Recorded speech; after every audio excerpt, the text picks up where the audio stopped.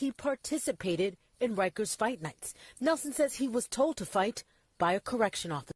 Yellow just blocking in the house in my road, gotta make her put it on. She don't like wearing clothes, just left Concord, North Carolina. I was licking on booty in a whole lot of vagina. Eat a boozer with some ice cream, she'll remember you. Ice Cube make a jig, shiver like the winter do. See me with the crew, I had to get some food. I see you looking like you do. Had to make a move. Incarcerated people running across the housing unit to see the fight.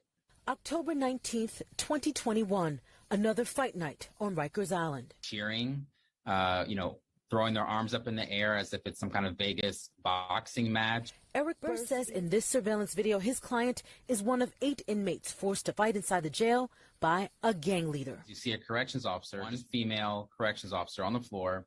It's clear she sees what's going on. And at one point, she kind of talks to the leader person and says, hey, it's a little too obvious. Calm it down. After watching this video and hearing testimony from his client, Burr says a Manhattan judge found it wasn't safe for him to remain on Rikers. She released him, and now he's at home fighting his charges. Nelson has been held on Rikers since October of 2020 on attempted murder charges, which he denies and is fighting. Nelson says from last June until December, he participated in Rikers fight nights. Nelson says he was told to fight by a correction officer.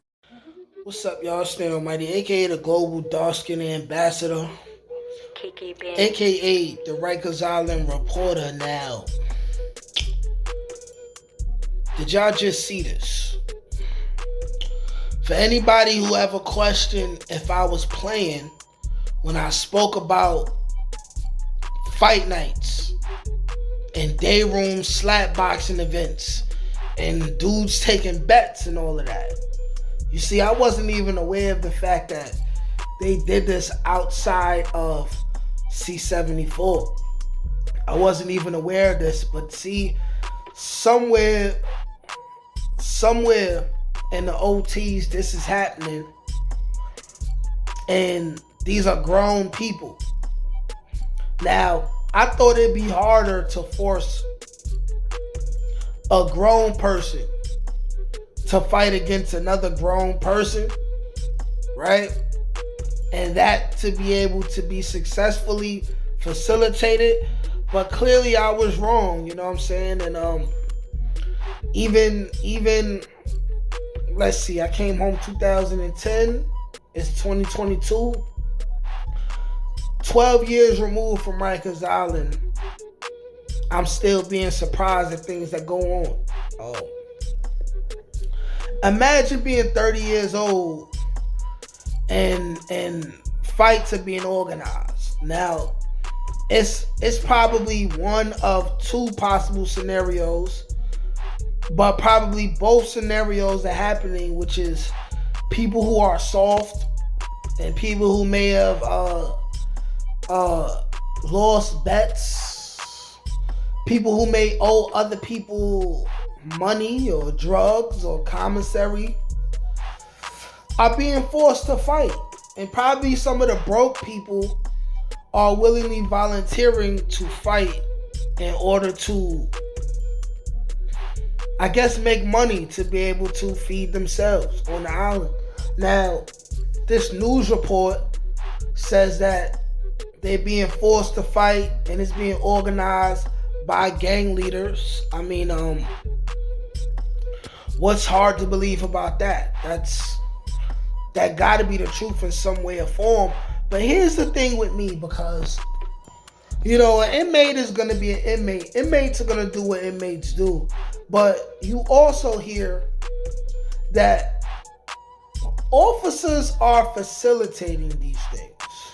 You know, like, picture in your head this going on, which is an officer, right, taking bets themselves amongst each other, possibly sitting there eating popcorn, watching the fights go down, making sure it doesn't get too serious. You know what I'm saying? You have officers knowing exactly what's going on, right?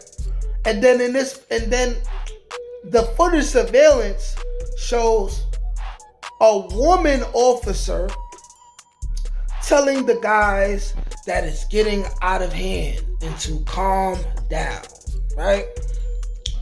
Which is why I say female officers should not exist. Period. They shouldn't exist. When physical fights are going down, you need men to break it up. These females ain't doing nothing but just sitting there. Sitting there. What power do they really have besides the power to press that PBA button and have some men come and control this situation? What else are they doing besides just sitting their behinds down there and really just watching and at any moment becoming potential victims, right? Potential victims of physical assaults and grapes. Take away the G. You know what I'm saying? But what are they really there for? What are they really there for? You know, an inmate is gonna be an inmate, but now they only get as far. They only get to do and be as successful at whatever they do that they're not supposed to be doing, as much as the Department of Corrections is allowing them to get away with things. So are you telling me, because this is what's gonna happen one day. These fights are gonna be facilitated, right? The COs are gonna know what's going down. Somebody's gonna mess around and crack their damn head open on the corner of a bed, because you know our beds, not our beds, their beds are completely made of like steel, right? Somebody's gonna crack their head open, right? And somebody is going to die. And these gang leaders and everyone else who was watching, they're gonna go down, right? Immediately, investigations are gonna be had. Dudes gonna be snitching on each other.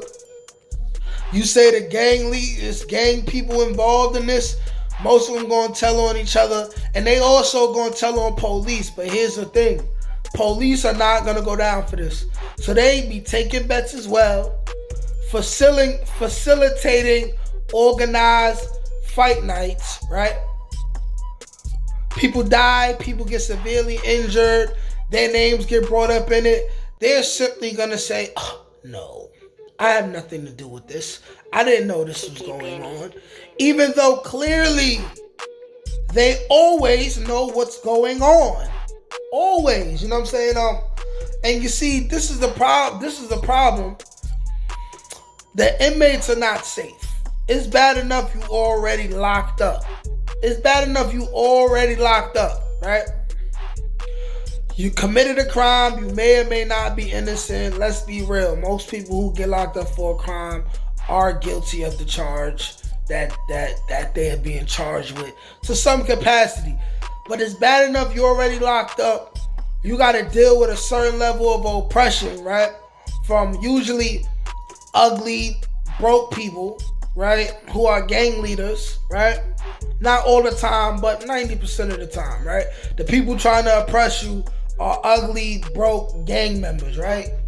Like I said, 90% of the time. So if you're a gang member watching this and you get offended, Frank's stand is open. Don't care. We all know gang members are the very biggest degenerates of our communities, you know what I'm saying? And out of 100 gang members, only 10 of them are intelligent and have the potential to be anything greater than what they are right now, which are gang members. And I'm totally against gang members. I only support, like I always say, smart individuals. All right? Men who do not want to be known as just gang members. Okay, now if you want to rep your set because that's where you come from, that's your hood, cool.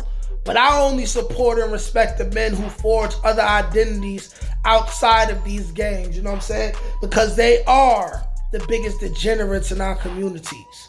They are. And if you're a gang member watching this, guess who you are? Guess who you are? You want to get in your feelings about it? Cool. But how about this? At least if you're raising kids, show your kids something different, man. Contribute to society in a positive way, at least in that aspect. If you already chose to be only a gang member and you gonna throw your damn life away being that. But like I said, man, It's bad enough you got to go to jail and deal with a certain level of oppression. You know what I'm saying? Like all of us. Because you already being oppressed by the Department of Corrections. You already have police that are going to be extra handsy with you and get away with a whole bunch of stuff that should be illegal. But you also got to deal with your own people who are locked up just like you, trying to oppress you. But here you go where you got officers facilitating, organizing, some of them probably forcing inmates to participate in these fight nights. People are getting injured. They lying on the reports talking about what happened. And worse come to worse, somebody dies. The police are not going to go down. The officers are not going to go down for this. It will be only the gang members who are involved in it and are calling the shots, but are only getting away with any of this because the police are allowing it. And then guess what? These things happen, right? The police don't go down, right? The inmates go down for it. Now all their buddies have a resentment against the police that did not go down for it. And that's going to translate to police and officers who are not even involved in it. So this is a perpetual swinging door of animosity and violence that's going to lead from inmate to officer, back from officer to inmate. When will the madness stop? Never. Death to Rikers Island. Peace.